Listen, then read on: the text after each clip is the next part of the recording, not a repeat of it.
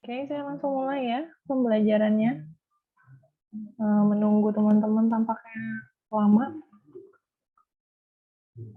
Seharusnya nanti diinformasikan lagi untuk Nelly bahwa pertemuan berikutnya kan seminggu 3 kali ya.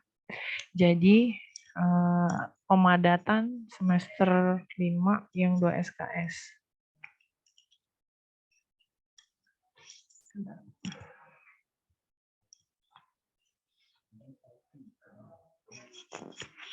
Ini yang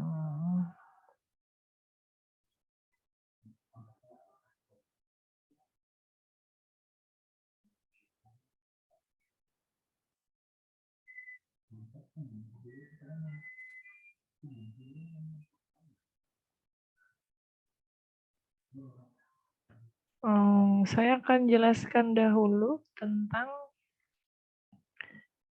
silabus yang akan Anda pelajari selama 1 semester ini. Sebentar. Saya buka dulu.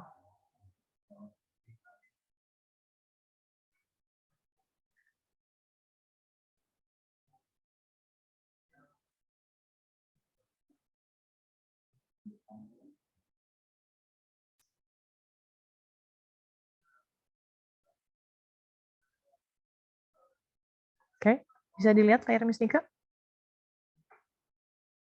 Bisa, Miss. Oke. Yang saya jelaskan.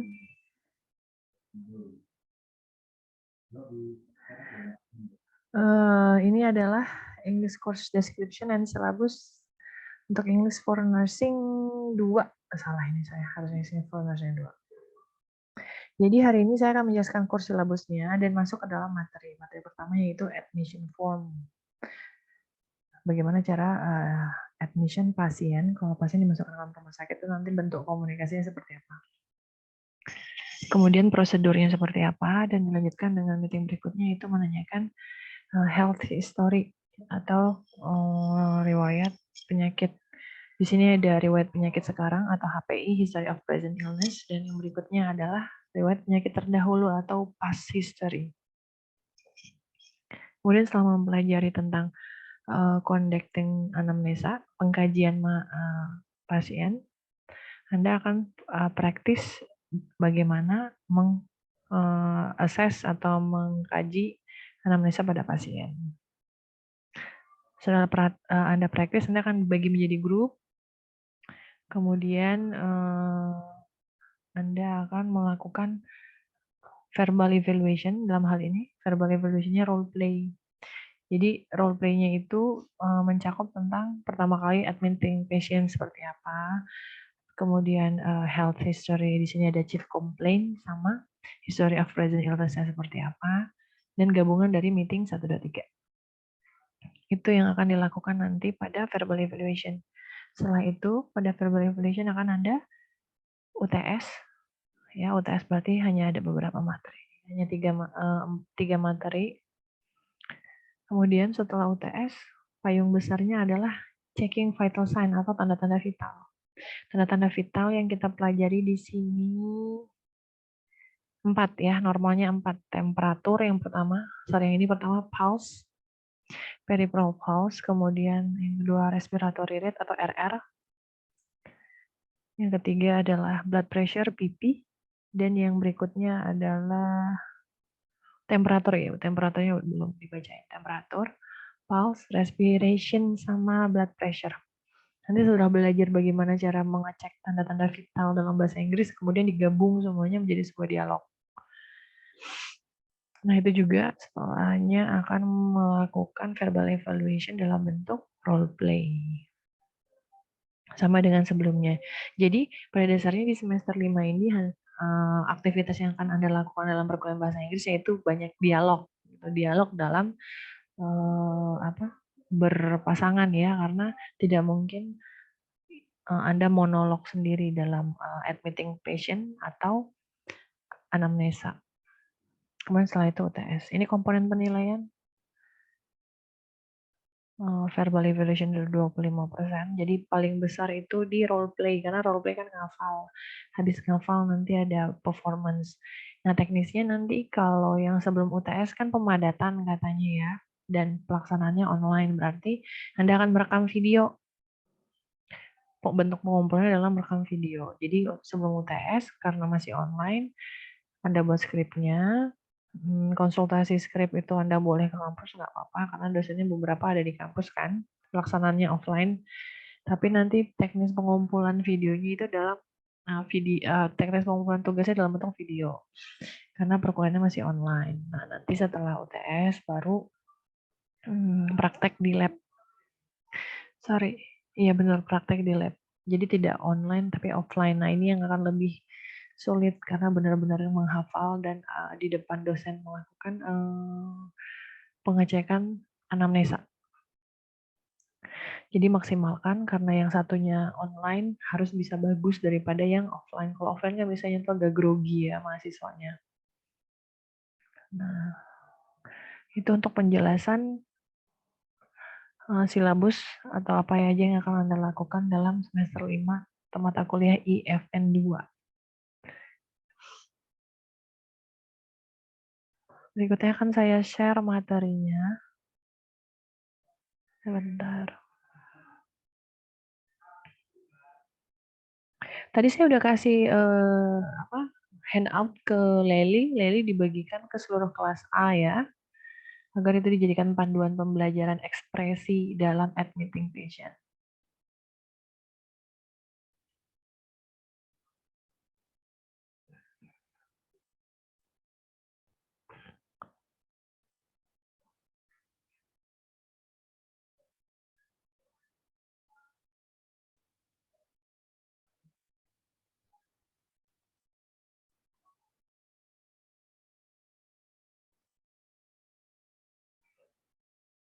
Oke,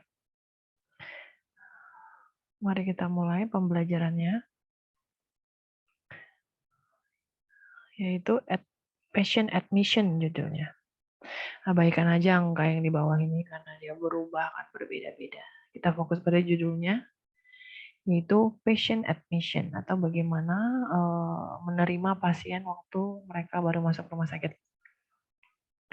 Di sini penjelasannya, admission of the patient to the hospital. Bagaimana si pasien itu entry itu masuk, dan acceptance, penerimaan dari pasien to stay, untuk tinggal di rumah sakit, in a health facility, dengan tujuan untuk observasi, investigasi, dan treatment.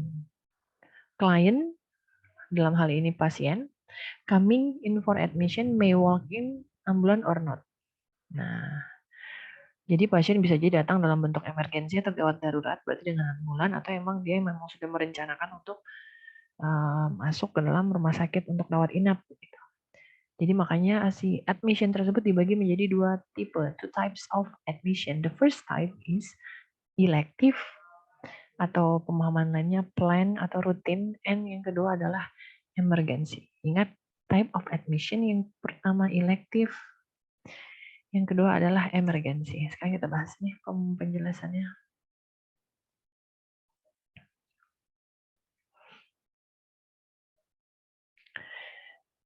Admission yang elective atau plan artinya the medical officer, tenaga medisnya, or the healthcare provider, penyedia tenaga medis, arrange with the patient on inconvenient date. Jadi mengatur waktunya pada tanggal kapan dia mau masuk pada rumah sakit.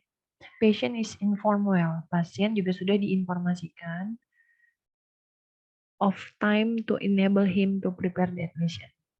Kapan waktu yang terbaik agar dia bisa masuk rumah sakit. Dan patient is taken through the admission process.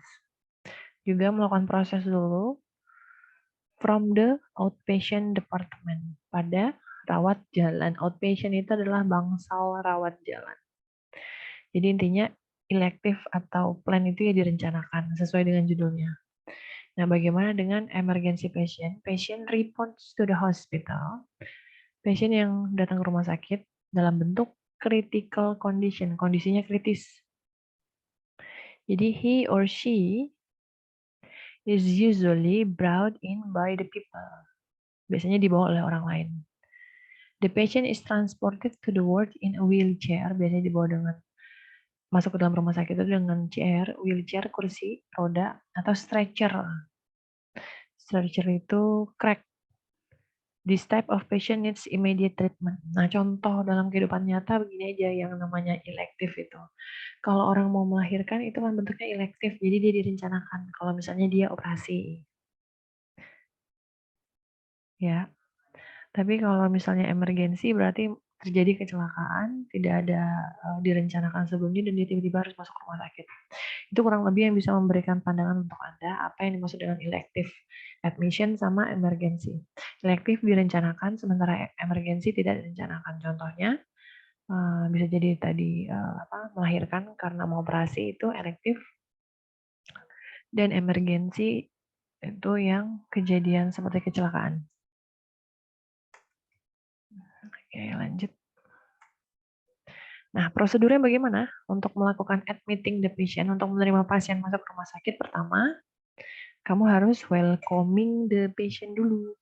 Pasiennya di welcome, selamat datang, gitu. Atau halo, ada yang bisa dibantu, atau enggak mau ke dokter apa, atau enggak ada keperluan apa, bisa begitu ya.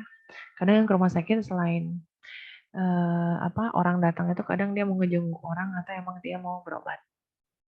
Kemudian setelah dia welcome, pokoknya disapa begitu. Kan dalam keperawatan ada senyum, sapa, salam, begitu juga dengan pasien. Dalam pekerjaannya memberikan servis jasa, pasti harus ada welcoming.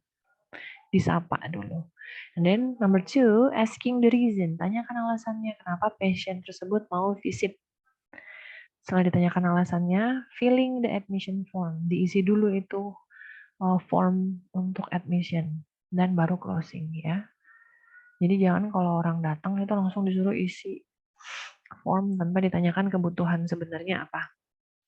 Jadi welcoming dulu, habis di welcoming baru ditanyakan alasannya apa, kemudian disuruh mengisi admission dan ada closing. Nah, nanti bagaimana untuk welcoming the patient, ekspresi apa yang akan digunakan? Jadi pertama kamu akan greeting.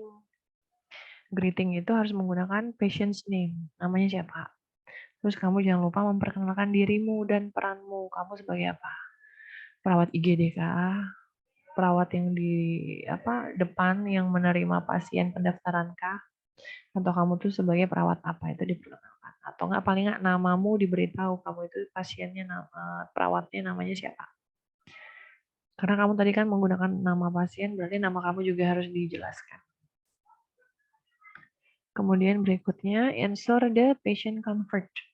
Harus meyakinkan kalau si pasien tersebut sudah nyaman, comfort, ready artinya sudah siap, dan privacy itu terjaga kerahasiaannya. Kalau ini bisa jadi misalnya kamu sedang di dalam ruangan, berarti ruangannya dalam bentuk tertutup, atau gordennya itu ditutup kalau di rumah sakit. Jadi pasien dipastikan harus comfort, ready, dan privasinya terjaga. Nah, contoh ekspresinya seperti apa? Ya, diingat ya, dalam welcome the patient ada 4 elemen. Masing-masing elemen punya ekspresi sendiri. Di sini ada ekspresi yang muncul, contohnya Mr. George Brown, dengan nanyain, apakah namanya Mr. George Brown? Lalu dijawab, hello, I am Mark Burns. Saya adalah Mark Burns. I am the medical practitioner. Jadi dia memperkenalkan kalau saya itu medical practitioner. Jadi dia sudah welcome the patient, dia sudah menggunakan nama patient, udah itu yang namanya hello I'm Mark Burns, itu nama patient. Kemudian introduce yourself and your role, itu adalah yang kalimat I am the medical practitioner. Terus yang terakhir disuruhnya ensure patient comfort, harus dipastikan dulu pasien udah nyaman apa belum. Nah, ekspresinya mana? Ini yang berikutnya. That will be looking after you. Saya akan merawat Anda. And how do you prefer to be called? Kamu mau dipanggil apa? Mr. George, Mr. Brown, itu maksudnya.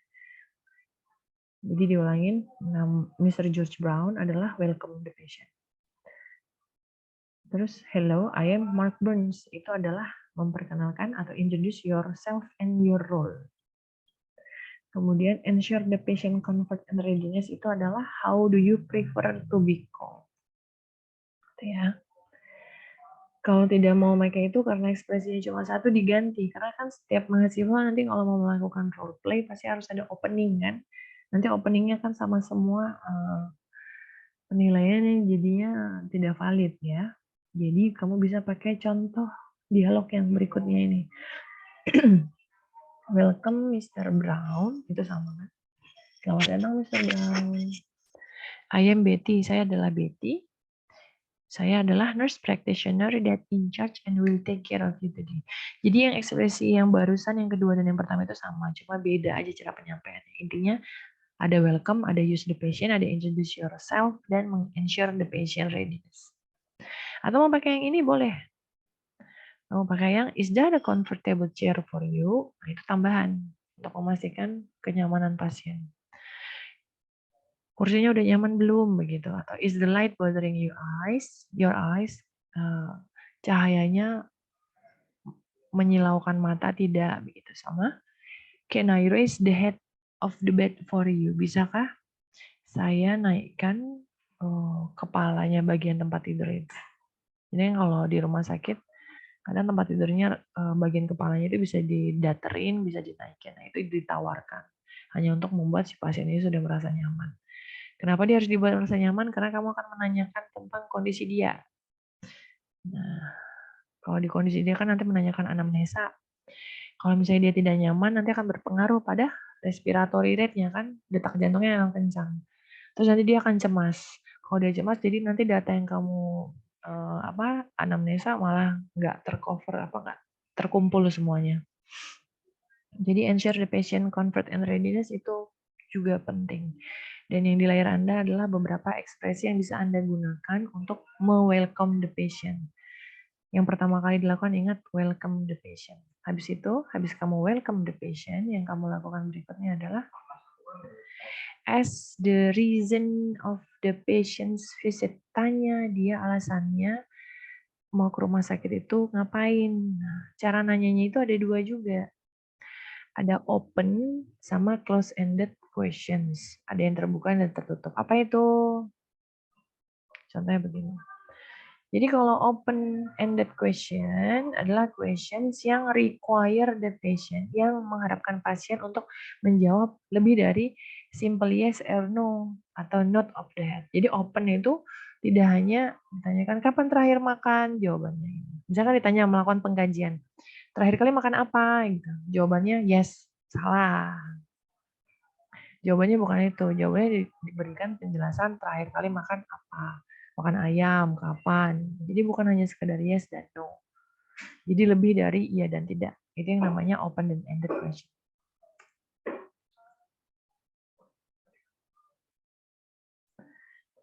Contoh ekspresinya, what brings you in today? Apa yang membawa Anda ke sini hari ini? Dan bisa juga dipakai, how are you feeling today? Bagaimana perasaan Anda hari ini? Ada lagi satu lagi nih, what brought you to the hospital? What bring you in today dan what brought you to the hospital itu sama. Karena artinya apa yang membawa kamu ke sini. Cuma hanya beda penyampaian saja, variasi. Yang beda itu adalah how are you feeling? Itu menanyakan apa yang kamu rasakan hari ini. Dan berikutnya, tipe kedua itu menanyakannya dengan close-ended question. Pertanyaan yang close-ended. Definisinya, generally limit the patient respond to either yes and no or not of the head. Jadi dia membatasi pasien menjawab apakah itu yes atau no atau not. Not itu kan mengangguk kepala. Dan the use of the close-ended questions, fungsi tujuannya, fungsi untuk close-ended question ini apa? Dalam communicating, the patient is to get specific information, agar kita mendapatkan informasi yang lebih spesifik, tidak terlalu berlebihan. Ya. Kadang ada pertanyaan yang perlu spesifik. Misalnya, contohnya apa ya? Dalam anamnesa yang membutuhkan informasi spesifik. Oh, kayak tadi nama. Apakah dengan Bapak George Brown? Jawabannya kan hanya yes, betul saya dengan Bapak George Brown, gitu kan? Tapi kalau kamu bisa ditanyain, Bapak namanya George Brown, terus kamu jawabnya kemana-mana, akhirnya kan informasinya tidak spesifik. Padahal kan kita hanya butuh memastikan apakah dia orang benar yang sesuai dengan data yang kita pegang, begitu. Itu disebut dengan close-ended question. Jawabannya hanya cukup ya dan tidak. Bentuk ekspresinya seperti apa? Are you feeling well today? Nah, salah satunya begini. Karena itu artinya, apakah kamu merasa enak hari ini? Jawabannya ya. Atau enggak, do you take in your medication as directed by your physician? Apakah kamu minum obat sesuai dengan yang diarahkan physician kamu atau dokter kamu? Jawabannya kalau minum obatnya teratur, jawabannya iya. Tapi kalau enggak, jawabannya tidak. Gitu. Terus, did you take your blood pressure medication this morning? Karena ada orang yang butuh obat untuk blood pressure. Jadi jika itu kamu minum, berarti jawabannya iya atau tidak. Ini ada contoh-contoh pertanyaan yang jawabannya iya atau tidak ya. Namanya tadi apa? Close-ended questions. Dan berikutnya adalah fase ke feeling admission. Jadi ingat tadi yang pertama, greeting the patient.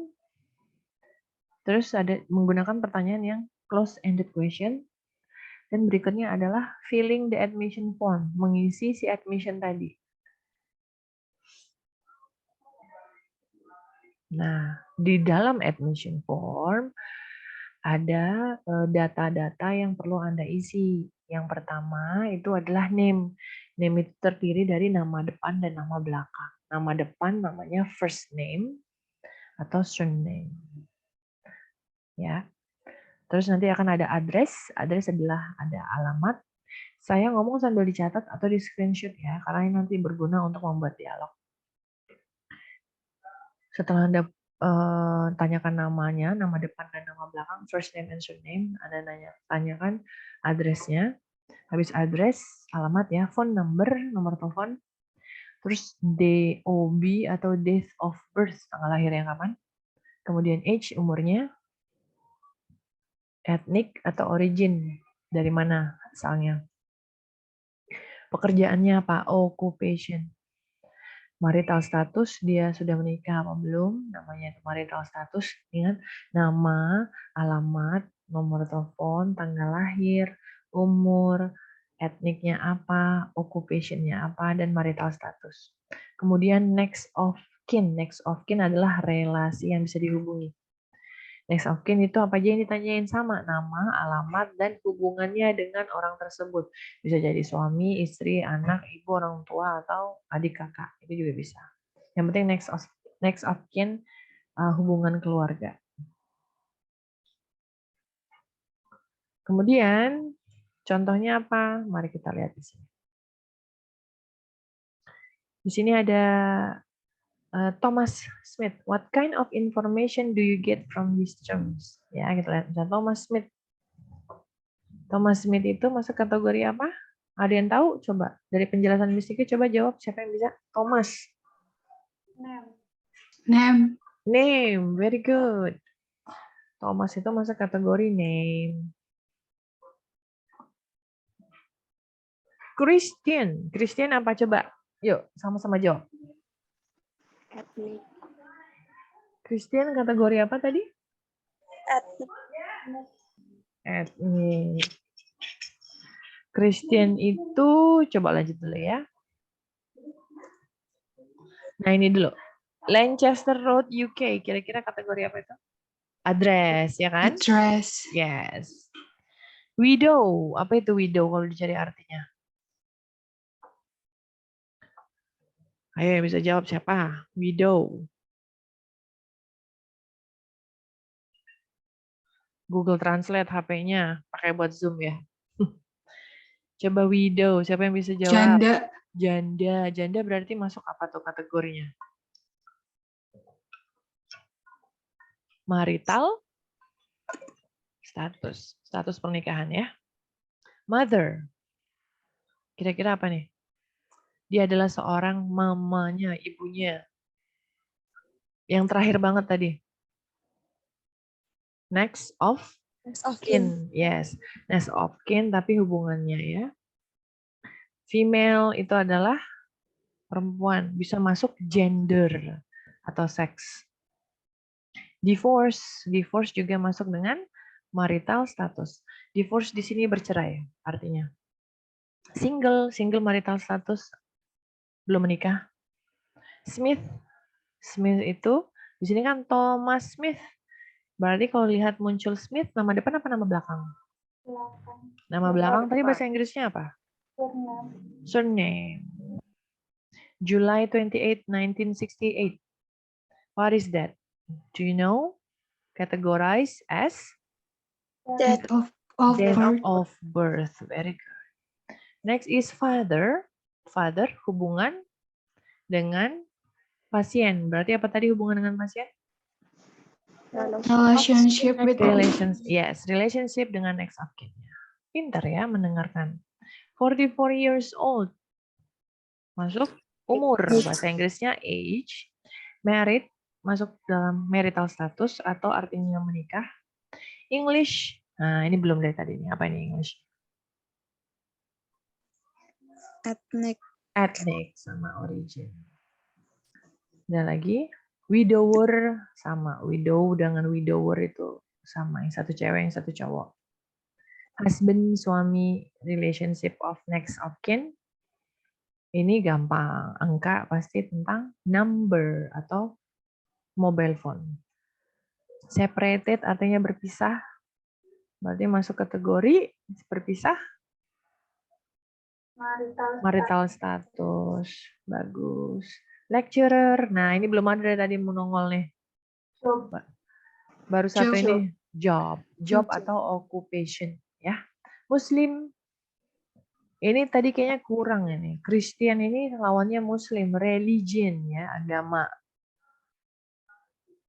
Kemudian 221 ini sama dengan 082 itu adalah number berarti phone number.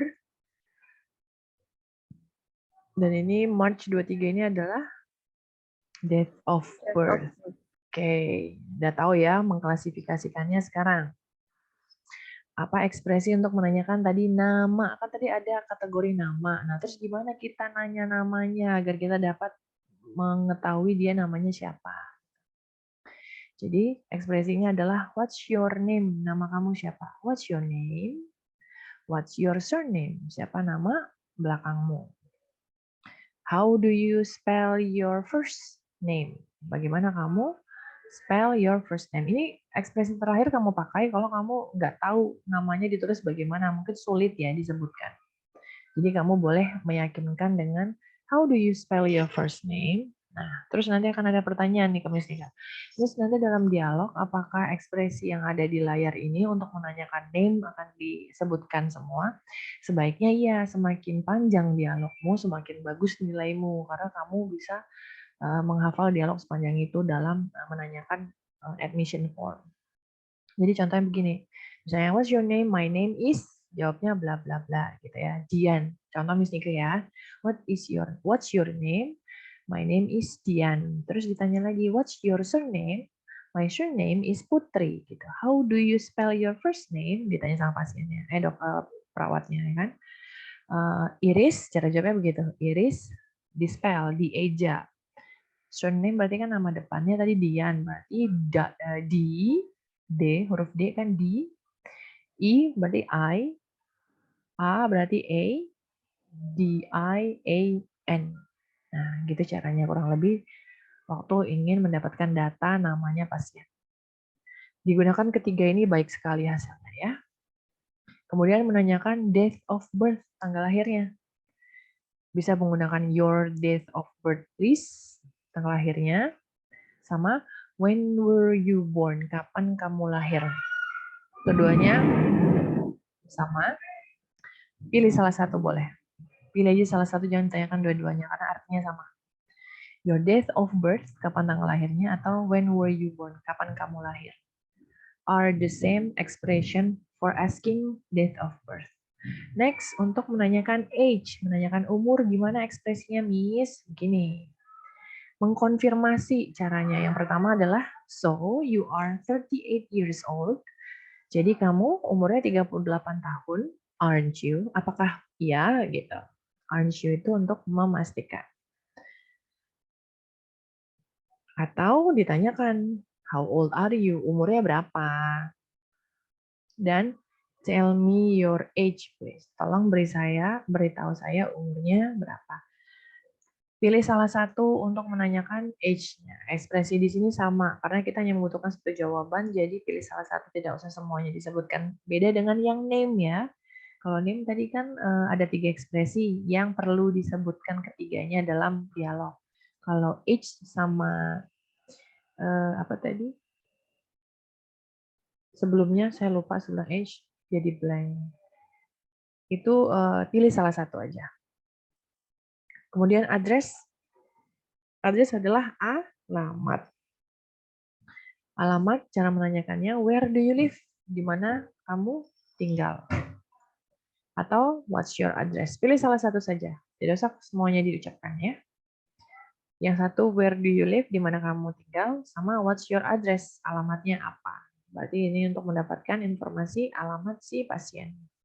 Setelah address ada occupation, pekerjaan. Occupation, pekerjaan, cara tanyanya what do you do? Pekerjaanmu apa? What do you do? Sama what is your job? Juga dipilih salah satu, tidak diucapkan keduanya. Kemudian phone number, ekspresinya adalah can I have your phone number? Dan what's your phone number? Salah satu saja. Marital status, menanyakannya are you married? Apakah kamu menikah? Begitu. Terus ditanyakan lagi kalau benar dia menikah, how long have you been married? Nah, jadi ini ada 2 tipe pertanyaan nih. Kalau kita nanyain orang kan marital status itu are you married? Jawabannya no, I'm single. Berarti nggak usah dilanjutkan pertanyaannya. Tapi kalau misalnya jawabannya are you married, terus jawabannya apa? Yes, gitu. Kamu lanjutkan pertanyaannya. How long have you been married? Nah, karena mungkin informasi berapa lama dia menikah itu bisa membantu kasus untuk diagnosa penyakitnya. Ya kan kita hanya mengkaji, mengumpulkan data, informasi si pasien tersebut. Jadi kalau kamu mendapatkan jawaban yes pada are you married, dilanjutkan pertanyaan berikutnya berapa lama, gitu ya. Kalau jawabannya no, berarti tidak usah dilanjutkan. Dan berikutnya adalah next of kin. Next of kin ini ekspresinya with whom do you live here? Dengan siapa kamu tinggal di sini? Kadang dia bisa mungkin tinggal sendiri atau dia tinggal dengan keluarganya. Itu opsi pertama untuk menanyakan next of kin. Opsi kedua adalah who is your nearest relative? Siapa relatif yang paling terdekat?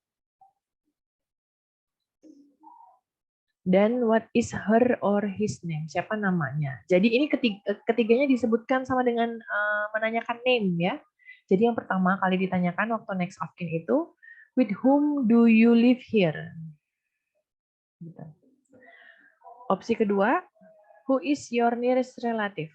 Nah, itu yang pertama dan kedua tadi itu sama maksudnya, tinggal dipilih salah satu ya kan. Terus jika sudah mendapatkan siapa, dengan ibunya, dengan bapaknya, atau dengan adiknya, tanyakan namanya, what is her name? Begitu caranya. Terus next of kin address, alamatnya berarti do you live at the same address with your, siapa tadi yang disebutin? Ibunya misalnya, your mother, atau do you live at the same address with your sister? Ditanyakan alamatnya, seperti ini ekspresinya ya. Atau do you live together with your. Nah, together sama the same address artinya sama. Tinggal pilih salah satu ekspresinya untuk variasi. Sama next of kin phone number. Can I have his or her phone number untuk menanyakan nomor telepon si next of kin tadi.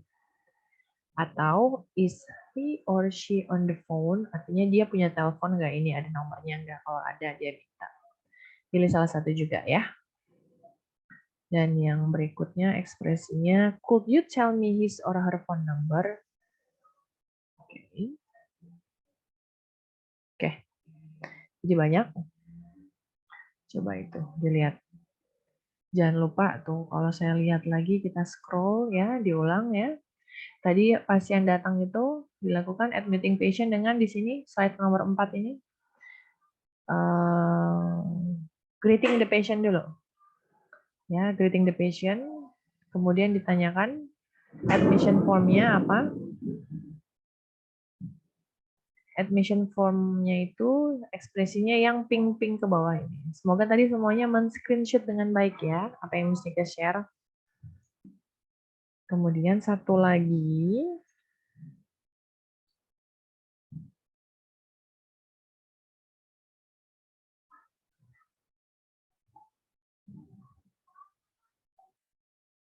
sebentar.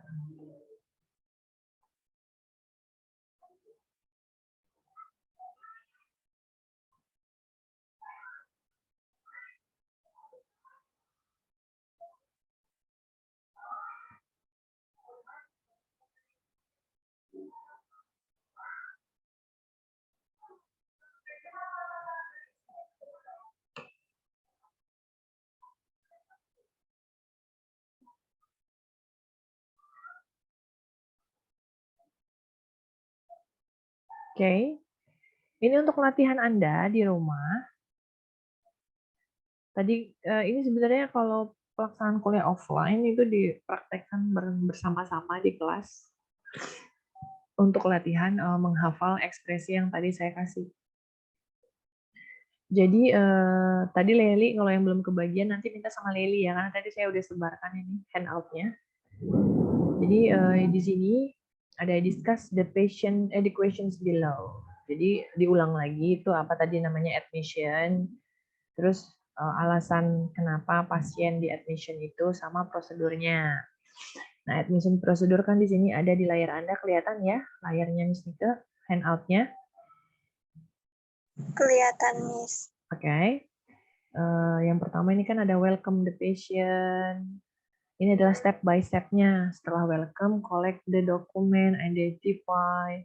Ini semua step by step yang akan dilakukan waktu pasien masuk rumah sakit. Coba nih dibaca bersama kita ya. In general, pada umumnya ada dua major types of hospital admission. Ingat ada dua tipe. Ada emergent, ada elective. Emergent biasanya happens saat pasien terlihat emergency department.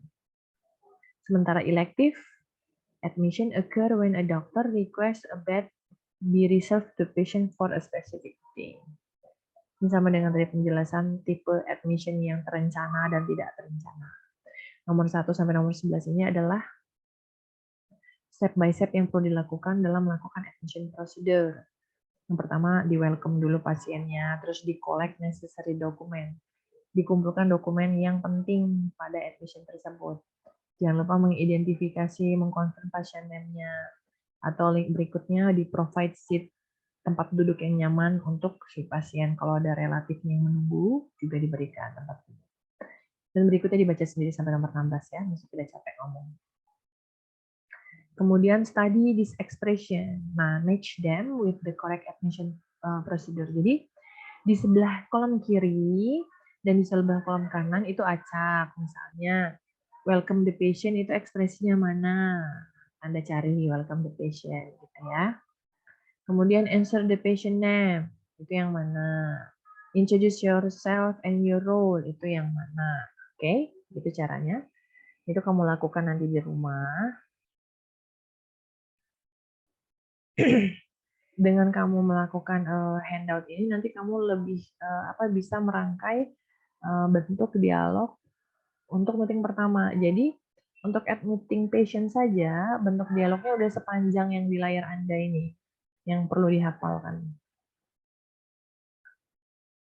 Begitu kurang lebih bayangannya. Kira-kira sampai sini paham apa yang dimaksud dengan admitting patient? Ada pertanyaan?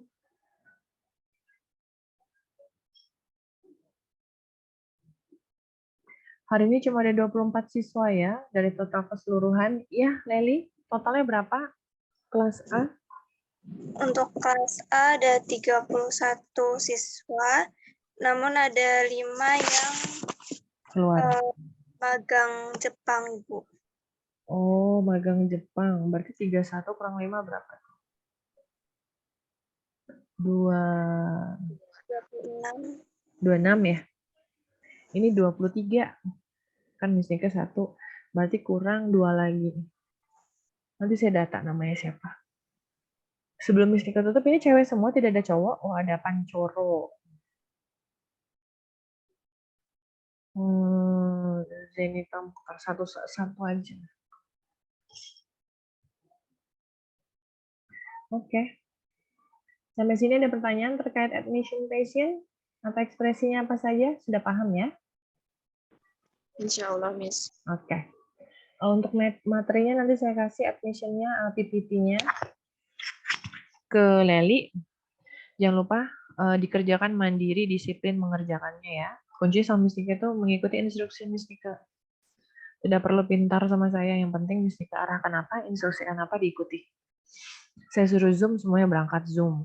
Karena saya absen satu-satu. Untuk teknis perkuliahannya, tadi saya udah konfirmasi Putri. Untuk online itu boleh melalui video pembelajaran di Skalsa dan video Zoom. Tapi dengan Mistika tampaknya Zoom saja biar kamu paham apa yang diarahkan. Nanti kalau video Skalsa kamu tidak bisa, maksudnya main-main gitu loh. Kalau ada kendala nanti nggak bisa langsung nanya. Terus belum kamu fokus. Kalau begini kan kamu on cam, terus saya lihat kamu juga fokus mendengarkan saya. Jadi saya tanya balik, kamu pun tahu jawabannya. Gitu. Tapi kalau belajar sendiri itu nggak tahu, kondisinya beda. Jadi sebaiknya kalau pembelajaran Zoom itu online itu dengan Zoom seperti ini aja teknisnya. Jadi Leli rajin ngingetin ya, karena kelas Mistika numpuk, kalau nggak diingetin nanti saya lupa mesen Zoom di BAK. Jadi pertemuan berikutnya Leli hari apa? Kalau di Hari jadwal? Kamis. Pukul? Tadi? Bentar, saya lihat jadwalnya. 5A hari Kamis, IFN di pukul 14.30 Leli. 14.30 mesti ada kelas. Nanti ya, kita arrange lagi. Mana bisa nggak kelas nanti Leli ya, karena besok siang saya ngajar offline semua di kampus 2. Jadi kalau misalnya besok Zoom, kayaknya nggak mungkin nabrak. Jadi kalau bisa pagi gitu. Coba Leli cek pagi jam kapan. Besok siang 12.50 sampai 14.30 saya ada kelas offline di kampus 2. 14.30 sampai jam 4 juga ada kelas offline di kampus 2. Pagi kalau bisa ya Leli ya, pemadatannya. Dicek lagi jadwalnya, nanti mesti diinfokan. Baik, Miss. Tidak ada pertanyaan, yakin? Sudah? Saya tutup berarti ya. Baiklah, perkuliahan ini. Siapa tuh yang barusan nguap? Si Eka Mitra. Ngantuk Eka? Mana dia si Eka? Mendengar nggak Miss Nika ngomong? Ngantuk kamu Eka? Enggak, Miss. Enggak, Miss. Oke. Saya tutup perkuliahan hari ini. Terima kasih semua atensinya. Semoga ini ada 25 orang tiba-tiba nongol lagi siapa satu. Mohon maaf, Miss. Untuk absensi di Skalsa belum ada, Miss. Iya, belum. Kalau online nanti Misika setting. Kan sepertinya udah Zoom ya, Misika attendance paling nulis attendance saja, tidak saya setting lagi.